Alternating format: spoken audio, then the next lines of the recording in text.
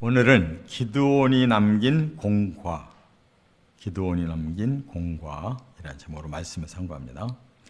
이제 오늘 이 8장을 끝으로 이제 기드온의 생애는 끝이 납니다. 그는 5번째 사사로 하나님께 부름을 받아서 자기 당대의 미디안이라고 하는 나라에 7년 동안 지배를 받고 고통을 받을 때 나타나서 공적을 이렇게 남겼습니다. 그런데 기드온은 공만 남긴 게 아니고 과도 남겼어요. 그래서 참 아쉬운 것은 훌륭한 사람들이 좀 훌륭한 면만 남기고 가면 좋은데 또 아주 잘못된 것을 남겨서 그 후대에 큰 후유증을 주게 됐다는 것이 기드온에 대해서 참으로 유감스러운 일이에요. 그래서 우리가 이제 오늘 본문에 짧게 기드온에 대한 공과를 이렇게 하나님께서 평가하시고 우리에게 교훈을 주셨어요. 본받아야 될 게 뭐고 본받지 말아야 될 게 뭔가 하는 것을 우리가 깨달아야 됩니다. 첫째는 이제 28절에 보면 기드온의 공로를 말씀하고 있는데 한 절에 이렇게 중요하게 그의 공로를 인정하셨어요. 미디안이 이스라엘 자손 앞에 복종하여 다시는 그 머리를 들지 못하였으므로 기드온이 사는 40년 동안 그 땅이 평온하였더라. 그러니까 기드온 당대에는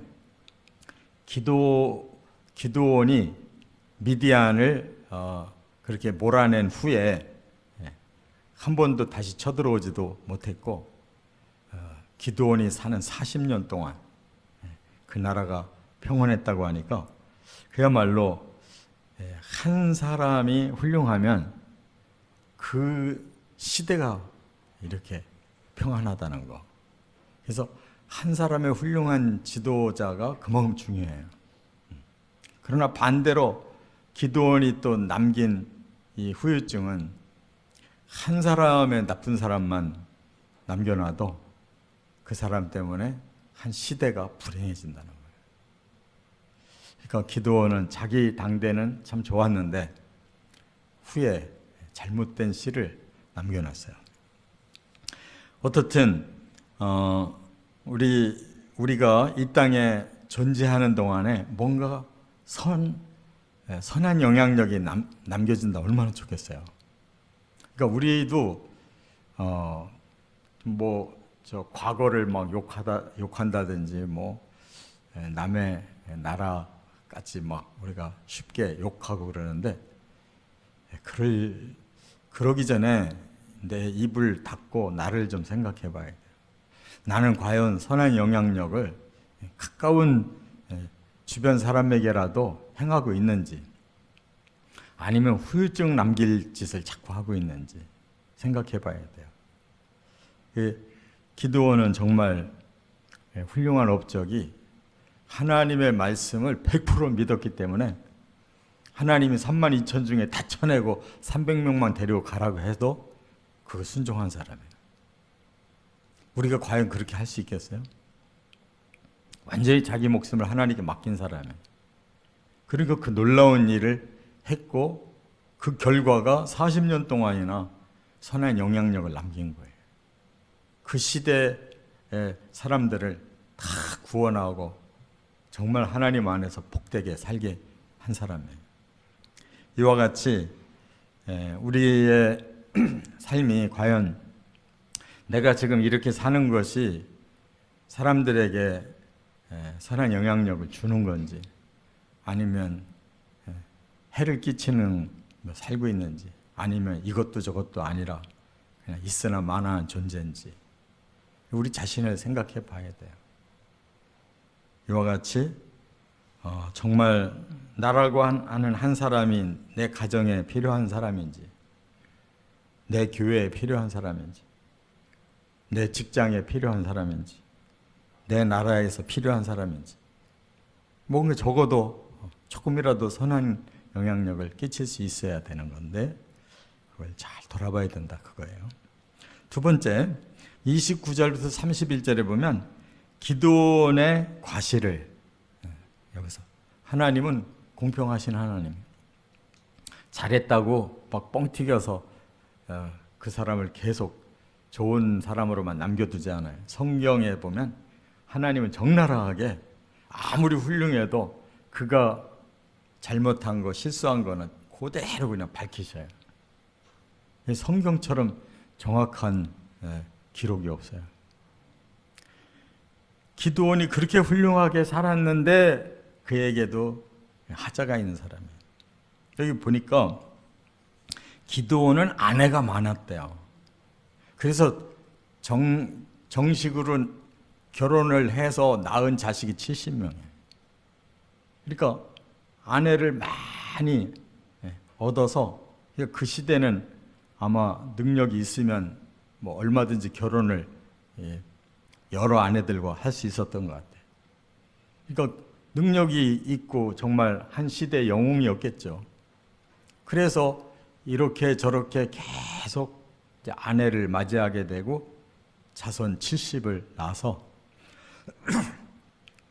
이제 그 시대에는 뭐 누구보다도 복받은 사람처럼 살았는데, 문제는 이제 기드온이 죽은 후에 그 많은 아내와 70명이 결국은 큰 불행을 맞게 됐다는 거예요.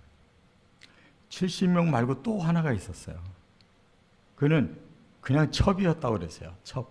세겜에 첩을 하나 뒀는데 거기서 아들 하나가 있었단 말이에요. 그러니까 사생아를 제대로 인정 못 받은 사생아가 또 하나 있는 거예요. 세겜에.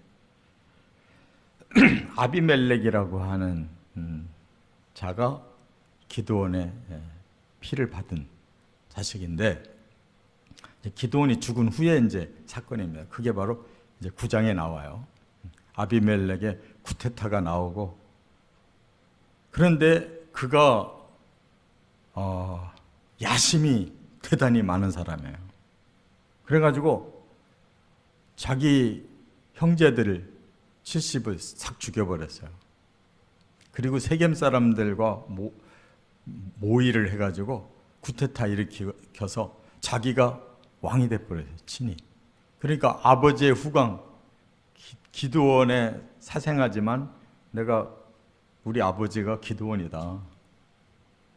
그래가지고 정적이 될 만한 형제들 다 죽여버리고 세겜 사람들하고 힘을 합해서 우리가 남이가 거기가 고향이니까 이래가지고 세겜 사람들이 그에게 모여주니까 그 평안하던 세상을 그냥 한순간에 쿠데타를 일으켜서 왕이 됐어요. 그러나 결국 그렇게 잘못된 방법으로 이 돌연변이가 나와서 일을 저지르니까 3년밖에 못 갔어요. 그래가지고 그도 멸망당했단 말이에요. 그러니까 기드온이 죽고 나서 좀 더 선한 영향력이 계속 남아야 되는데, 기드온이 살아가면서 잘못한 일, 왜 그렇게 많은 여자를 뒀냐고. 그러니까 거기서 나온 자식이 결국은 다 죽게 되잖아요. 왜 엉뚱한 이런 첩을 뒀냐고. 거기서 나온 자식이 기드온의 모든 공로를 그냥 다 깡그리 무너뜨리고 이렇게 큰 후유증을 남겼잖아요. 이것이 사람이기 때문에 그럴 수도 있다는 것을 우리는 압니다. 그러니까 항상 우리가 정말 무엇을 남겨놓고 가야 될 것인지, 잘못된 거를 남겨놓고 가면 그 뒤에 그게 확대되면 그냥 그 앞에서 잘 살았던 거 다 헛일되는 거예요. 무효예요. 이와 같이 기드온 집안이 몰락돼 버리고, 그렇게 사탄같이 악한 놈이 기드온의 피해서 나와가지고 이렇게 한 시대를 완전히 풍지박산 나게 만들었다는 거. 그러면 앞에 공적이 무슨 의미가 있어요? 세 번째, 32절부터 35절에 보면 기드온의 사후를 이제 소개하고 있어요. 자, 그러면 기드온 때문에 40년 평화의 세상을 살게 됐는데 그것이 얼마나 갔을까? 그런 생각이 들잖아요. 이제 이스라엘 백성들이 정신 차리고 그 다음부터 더 이상 그런 다른 나라의 침략과 지배를 받는 일이 없어야 되는데 침략받을 짓을 또 하고 있는 이스라엘 백성들이 변화가 안 된 거예요.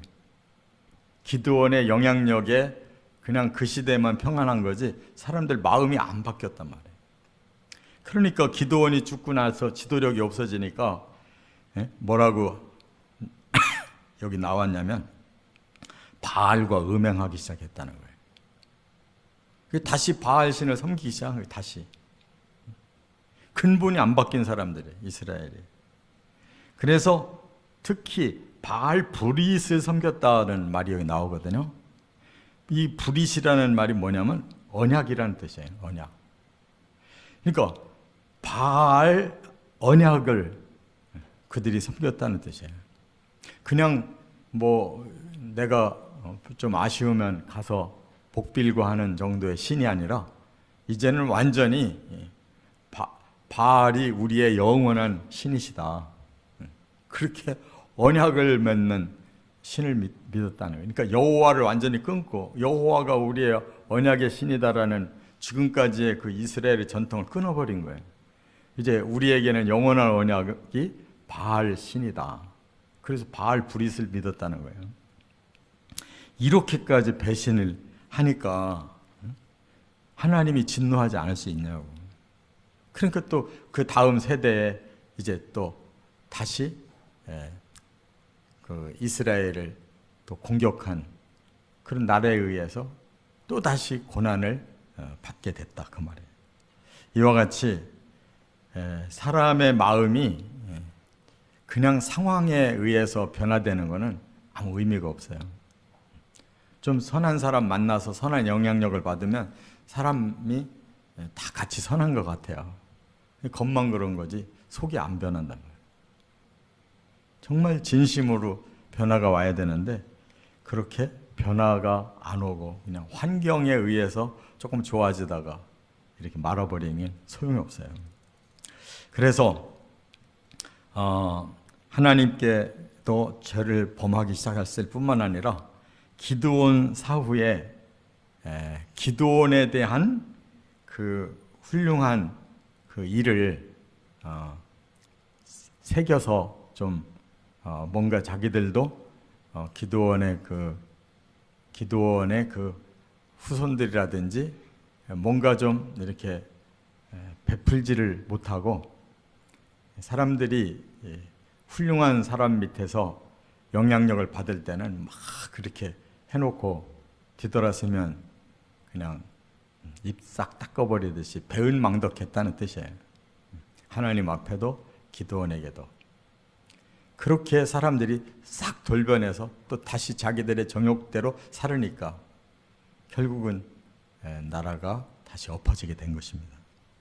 이처럼 우리는 뭐 사람을 뭐 지나치게 공경하라는 뜻이 아니라 뭔가 받은 은혜가 있으면 그 은혜를 갚을 줄 아는 마음이 있어야 되거든요.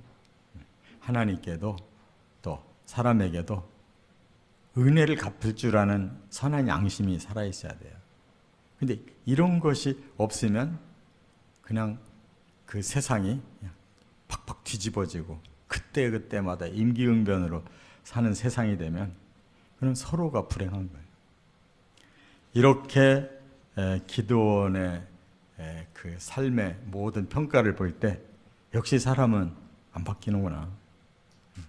악한 사탄이 사람의 마음을 지배하면 계속 그렇게 가는구나라는 걸 깨달아요. 철저히 우리는 하나님 앞에 우리 자신의 마음을 탁 드리고 하나님의 말씀이 떨어지는 대로 바로바로 우리가 의지적으로라도 순종해 나가는 훈련이 필요하다는 거. 꼭 하나님의 그 진리와 성령으로 변화되는 삶을 살아가시기를 주의 이름으로 축원합니다.